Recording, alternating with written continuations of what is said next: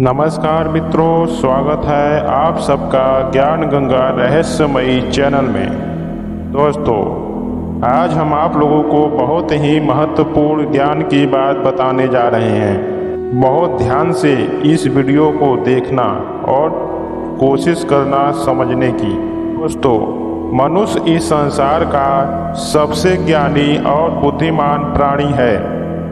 फिर भी मनुष्य ही इस संसार में सबसे अधिक चिंतित और परेशान रहने वाला प्राणी भी है।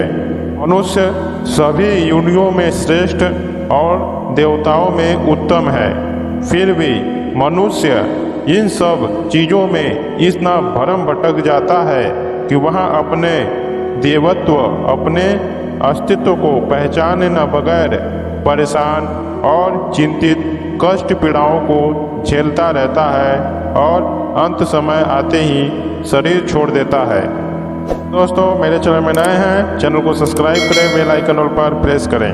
दोस्तों, मनुष्य इस संसार का देखा जाए तो सच में बहुत ज्ञानी और बुद्धिमान व्यक्ति है, प्राणी है, जो कि किसी भी योनि को दिया नहीं गया है। चाहे पशु, चाहे घोड़ा, किसी भी चीज़ को जो मनुष्य के पास है वह किसी को नहीं दिया गया है। सबसे बड़ा उदाहरण यहाँ तक है कि जो चीता, बाघ, शेर है उनको भी मनुष्य नचाना सीख लेता है।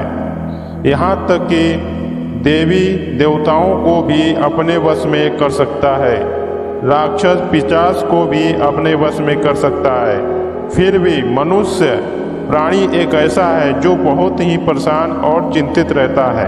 तो हम एक उदाहरण के लिए बात पहले लेते हैं। मान लीजिए कि आप एक जानवर हैं और जंगल में रहते हैं। आपका जीवन कुछ इस तरह होगा। अगर आपको प्यास लगती है तो आप तालाब पर जाएंगे और पानी पी लेंगे। अगर आपको तेज धूप लगती है तो आप पेड़ के नीचे जाकर बैठकर छांव ले लेंगे। अगर कोई शिकारी जानवर आप पर हमला करता है तो आप अपने वहां से भागकर अपनी जान बचा लेंगे। जानवर के जीवन में उनके द्वारा की गई हर कर्म गतिविधि का उसका एक समय प्रतिफल प्राप्त होता है। उदाहरण के लिए, अगर वह भूखा है तो तुरंत अपने के लिए खाना ढूंढ लेगा और अगर वह खतरे में है तो तुरंत ही वहां से भाग जाएगा, अपनी जान बचा लेगा। कहने का मतलब यह है कि जानवर का जीवन वर्तमान काल में चलता रहता है। तो इससे यह पता चलता है कि वो जीवन सिर्फ वर्तमान में जानवर या पशु पक्षी जीवन जीते हैं। अब आप अपने कल्पना के घोड़े को लगाम दीजिए और अपने मनुष्य जन्म में आ जाइए।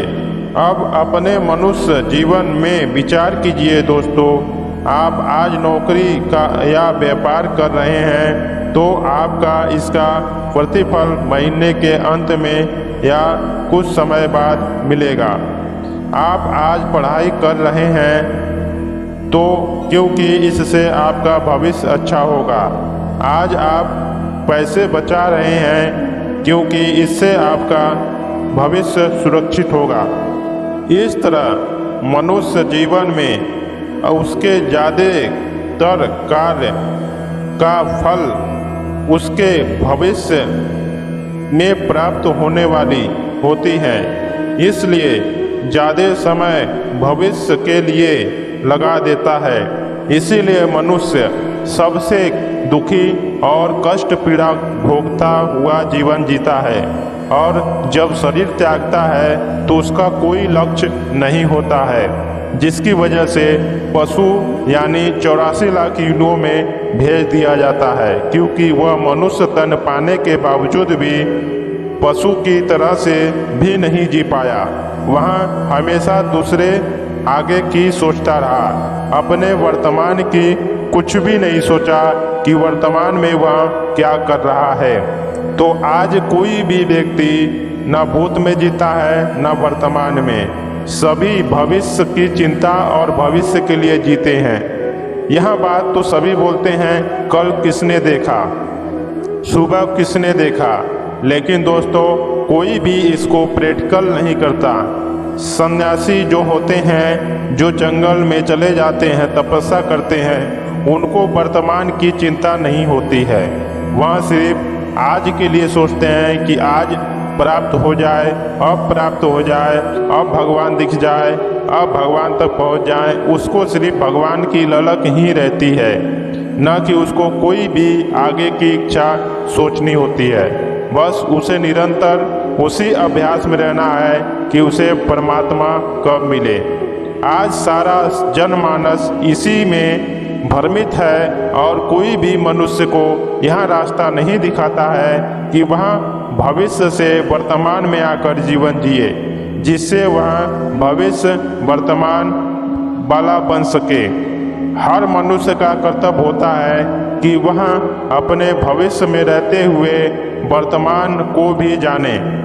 दोस्तों यह बात सनातन धर्म में आवश्यक है कि आप भविष्य के लिए जो सोचते हैं वह वर्तमान से ही निर्धारित होता है, लेकिन आज कोई भी मनुष्य भविष्य के वर्तमान के लिए नहीं सोचता है, सिर्फ भविष्य के लिए सोचता है। इसी वजह से वह अपने आप को सिर्फ पाप कुकर्म चोरी बेईमानी से बनाए रखता है। उसे शांति नहीं मिलती, उसे हमेशा दुख कष्ट पीड़ा और परेशानी से ही जीवन गुजारना पड़ता है।